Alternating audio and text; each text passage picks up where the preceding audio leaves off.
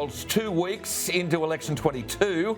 There's 4 weeks to go. And are we any wiser for the experience? Well, as I predicted a couple of weeks ago, the campaign has taken the low road real fast. The media, you see, is bored. They're actually looking for any nuance, any slip. And in the absence of a clear narrative, this is what you get. From the media viewpoint, it's been the Seinfeld election so far, an election about, well, nothing. Yet we're at a time when the world is just so uncertain. So far, nothing has persuaded the massive undecided vote to actually make a decision. 4 weeks to go, plenty of hype, but no details on the Labor front, and maybe too much detail and not enough hype on the Liberal side.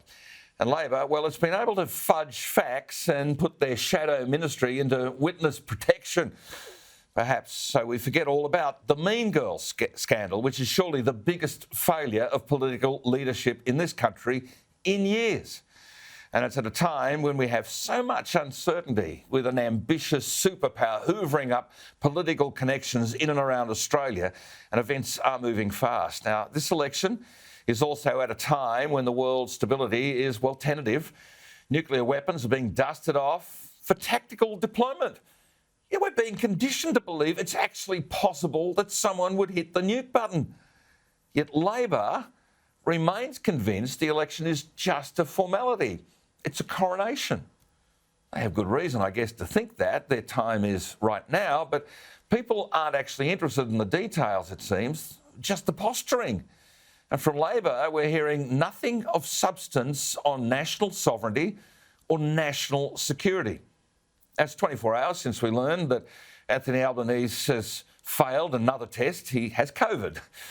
We now know he's off the hook because, you see, he doesn't have to answer questions for a week after answering so many questions so badly last week. For instance, his false claims about his experience. They're just so glaring in error. Albo would actually have to refer himself to his own ICAC. You know, public servants have gone to jail for false claims in resumes which have helped them to get a job. So why would Mr Albanese actually not be held to exactly this same standard? His getting COVID means he's escaping the scrutiny that he should be facing over his leadership failure on the Mean Girls allegations. And I'm really sorry he's sick. Hope he gets well and soon. But his timing, it's very convenient. You know, will Labor now actually bring all of the shadow ministry out of this witless protection program they've been in? Will the Mean Girls, who've been pulling elbow strings for so long, actually face a proper grilling? Will his deputy also disappear completely? Because I think he's disappeared. And just who is the shadow defence minister? Who in the shifty shrill of various shadows will actually fill the void? And will, of course, this expose the leader or protect him from his poor grasp of details? You see, to me, the election is all about a key reality. And this, I think, is a key question. Just how prepared is Australia to go it alone if no one else in the world comes to our aid? And who is best able to understand the complex situations, the many moving parts in our economy and our community at a time of great uncertainty?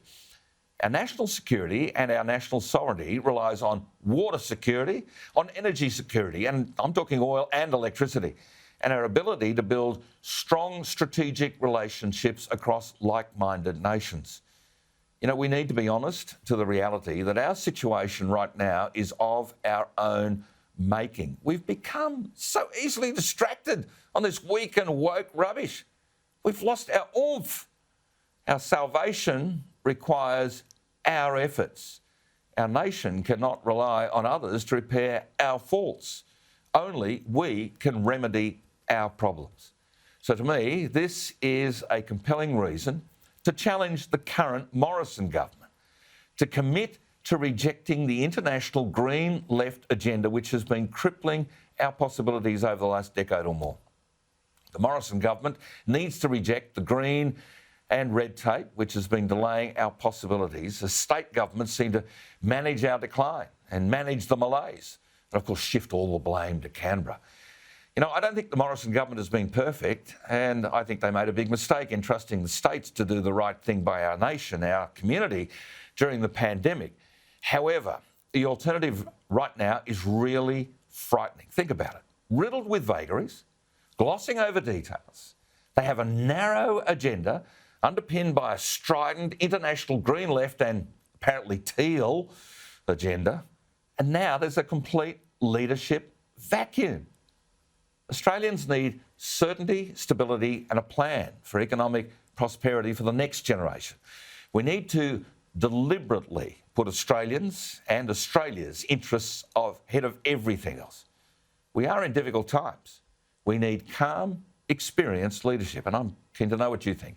#Hardgrave if you want to send us a tweet, or you can write to me directly, gary.hardgrave@skynews.com.au.